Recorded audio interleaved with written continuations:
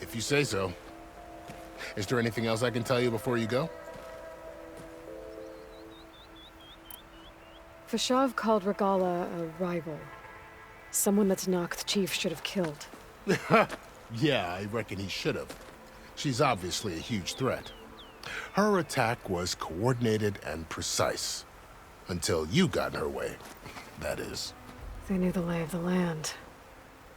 And they knew Fashav was going to be handed over at the embassy. If the Tanakh weren't expecting her, she must have spent months gathering an army in secret. They had to have made camp nearby. Somewhere they could lie low until the perfect moment to strike. About Fashav. The man was taken captive by the Tanakh. Survived for years out in the west, only to die just short of the Sundom. It's a cruel end for a good soldier. There was more he wanted to do. He spoke of advocating for lasting peace between the Karja and Tanakh.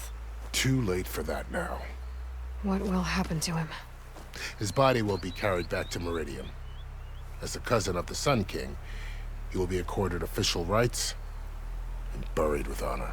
No soldier could ask for more. It's too bad about Nazar and Wadis. At least Nozar went down fighting. As for the Sun Priest, well, no one deserves to go out that way. I'll make sure they're given proper funeral rites. It's the least I can do.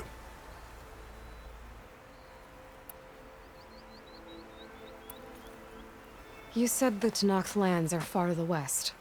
What can I expect to find between here and there? Well, as I mentioned, you've got a stretch of wilderness known as No Man's Land, and then new Taru farmlands. Past that are the Tanakh. Their territory is split into 3 clans: Desert, Lowland, and Sky. Right. I saw their banners at the embassy. The Desert clan is closest. Ooh, vicious lot. Where everyone else sees an inhospitable wasteland, they see a challenge to dominate. Somewhere beyond the desert is the tribe's capital and the territories of the other 2 clans. You don't sound certain. I've only heard the stories. During the Red Raids, the Karja army tried to push into Tanakh territory, but the United Clans rose up against them, forced them all the way back to the Daunt. So no one except the Tanakh really know what's beyond the desert. Maybe the scholars do, back in Meridian. All those scrolls have to be filled with something, right?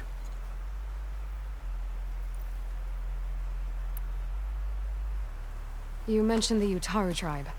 Their lands are between here and the Tanakh further west? That's right. Plainsong is their home. They're a peaceful bunch, at least compared to the Tanakh. More taken to farming than fighting. It's hard to imagine a bunch of farmers surviving in the Forbidden West. Make no mistake, they have a fierceness all their own. When the Karja were pushed back during the Red Raids, their warriors chased ours through the burning fields of Plainsong. The Sun King has made several overtures of peace to them as well, but so far, they've declined. If they're so peaceful, why decline?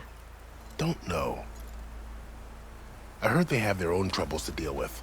Something about a food shortage. You'd think that'd make them open to trade, but no. They just want to be left alone. This area is no man's land. That it is. The Tanakh used to attack anyone past Barren Light on sight, but after Avad overthrew the Mad Sun King, he reached out to the other tribes to offer reconciliation. The Tanakh agreed to a neutral border zone as part of the peace talks.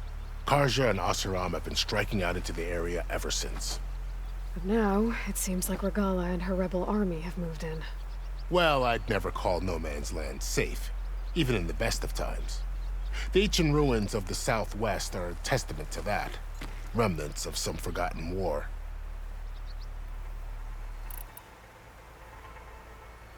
You said there were others who went out when the gates were open before. Like who?